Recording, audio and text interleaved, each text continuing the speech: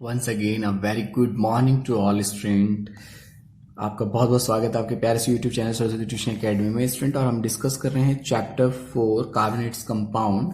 और स्टूडेंट अब हम डिस्कस करते पहुंच चुके हैं होमोलोगस सीरीज में। ठीक है स्टूडेंट, जो कि बोर्ड एग्जाम के अकॉर्डिंग काफी इंपॉर्टेंट है और ये बोर्ड एग्जाम में पूछी जाती है। ठीक है student, what is a homologous series.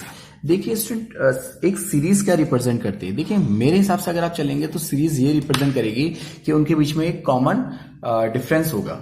ठीक है, अगर आप क्लास 10th में स्टूडेंट हैं मैथ स्ट्रीम आपके पास, ऑब्वियस सी बात है कि कॉमन सी बात है आपके पास मैथ जरूर होगी।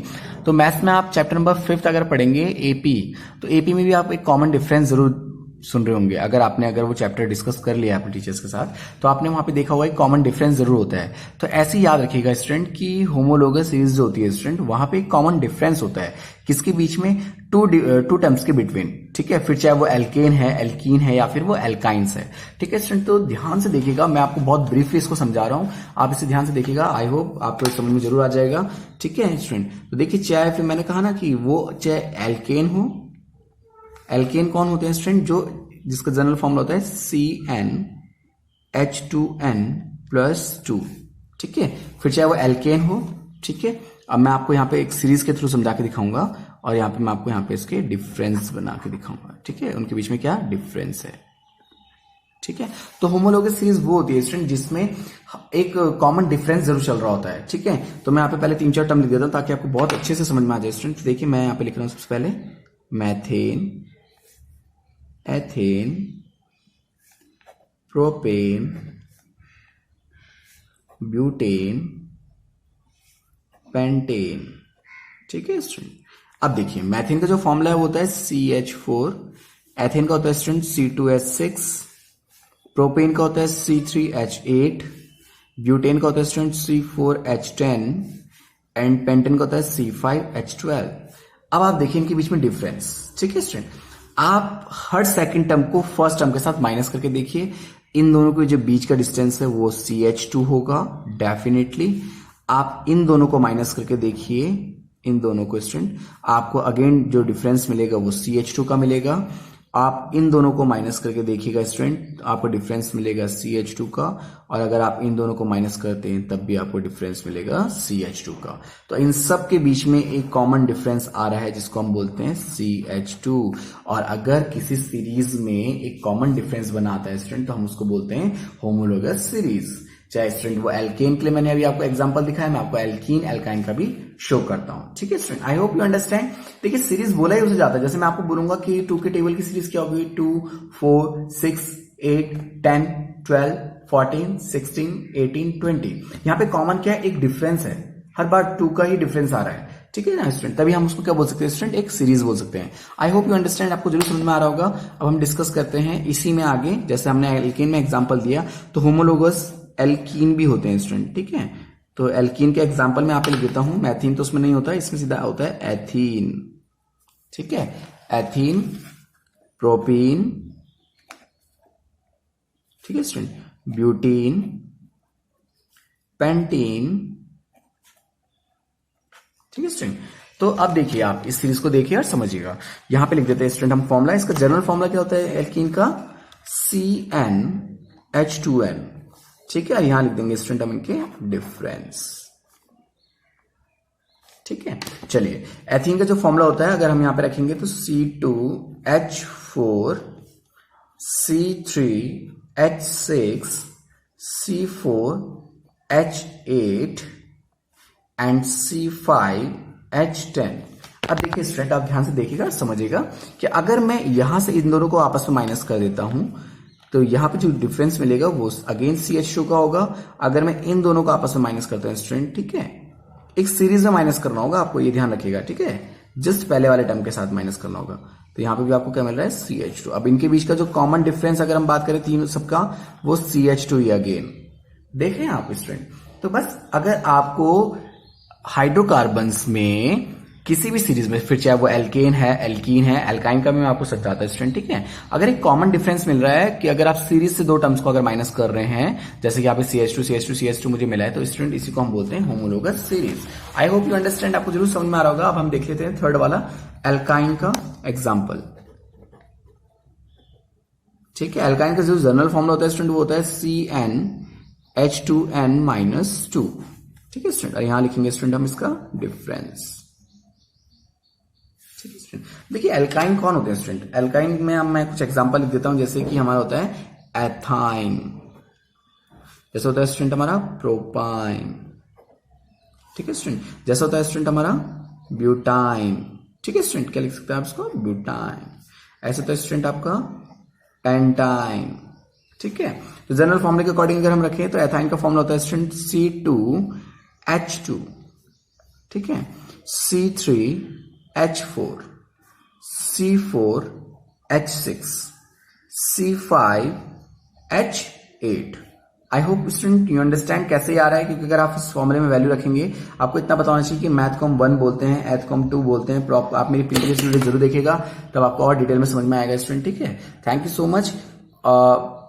अब आप आगे देखिए, यहाँ पे हम स्टूडेंट इन दोनों के बीच का अगर हम डिस्टेंस निकालेंगे तो इनके बीच का जो डिफरेंस होगा स्टूडेंट वो कितना होगा, अगेन CH2।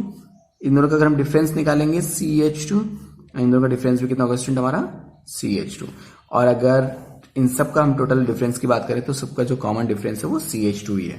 तो स्टूडेंट देखिए, अगर होमोलोगस सीरीज तब आप बोल सकते हैं अगर स्ट्रक्चरल फॉर्मूले में जो कि सेम ग्रुप के हों और सेम मेंबर हो, तो उनके बीच में जो डिफरेंस होगा वो कैसा होगा, सक्सीडिंग फॉर्म में होगा, और एक मेंबर होगा CH2 की फॉर्म। जैसे यहाँ पे दिखा रहा है कि यहाँ पे भी CH2 ही है, तो हम बोल सकते हैं yes it is a homologous series. तो आइए हम इसकी थोड़े डेफिनेशंस लिख लेते हैं ताकि आप इसको नोट कर सकें।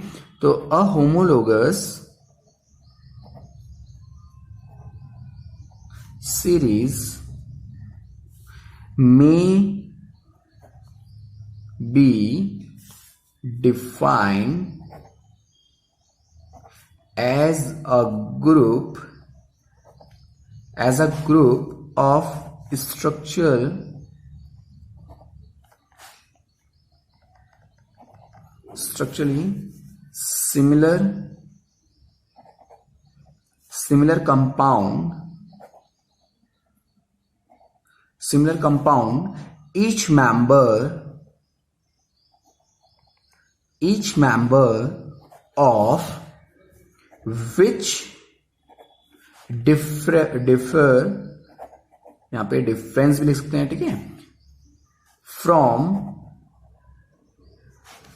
the succeeding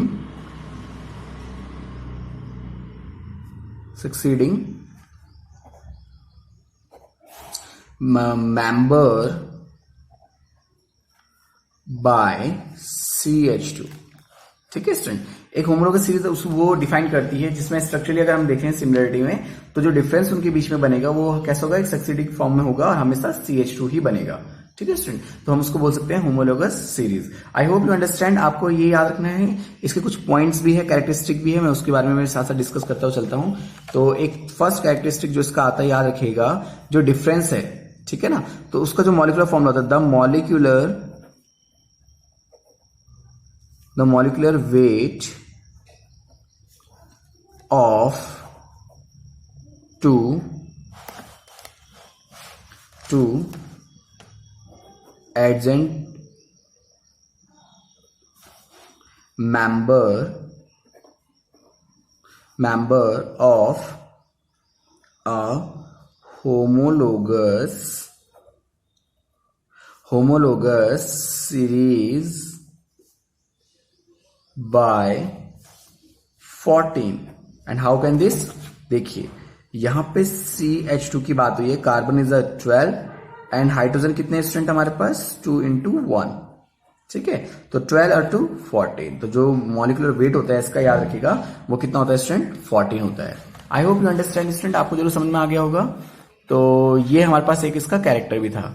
I hope you understand. ठीक है स्टूडेंट, चलिए अब हम डिस्कस करेंगे स्टूडेंट कल तक जो हमने डिस्कस किया था उसी सीरीज का एक पार्ट, ठीक है, जो कि काफी इंपॉर्टेंट होने वाला है।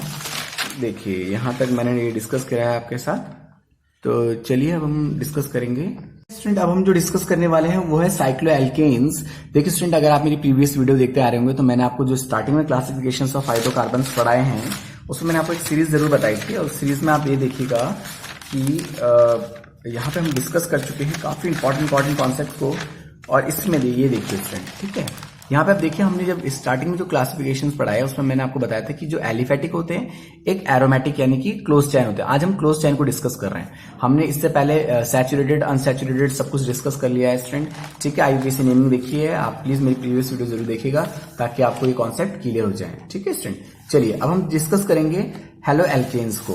तो क्या होता है हेलो एल्केन्स? देखिए स्टूडेंट, कुछ स्ट्रक्चर ऐसे होंगे जो ज्वाइंट होकर एक चेन बनाएंगे तो उसको हम एलिफेटिक फॉर्म बोलते हैं, लेकिन कुछ ऐसे होंगे स्टूडेंट जो क्लोज चेन बना देते हैं ज्वाइंट होने के बाद, ठीक है ना स्टूडेंट। तो जो चेन्स बनाते हैं, क्लोज चेन बनाते हैं स्टूडेंट, उनको हम कहते हैं साइक्लो एल्केन्स। तो यहां पे लिख देता हूं पहले डेफिनेशन, द एल्केन्स